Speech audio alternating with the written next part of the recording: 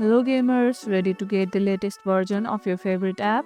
Updating it is super easy and I'll show you how. First, open the Google Play Store on your device. Tap the search icon at the bottom right corner and tap the search bar at the top. Now, type in Fire Kirin to search for the app. How often do you update your apps? Let me know in the comments below. Once you find it, look at the apps page. If there's an update available, you'll see an update button instead of open. Go ahead and tap that. If you don't see the update button, no worries. That just means you are already on the latest version, but you can always check the app settings to stay updated on any new features.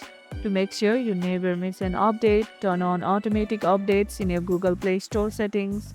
This way, your apps stay updated without you having to worry about it. If this tutorial helped, don't forget to like this video, share, subscribe. Thanks for watching and I'll catch you in the next one.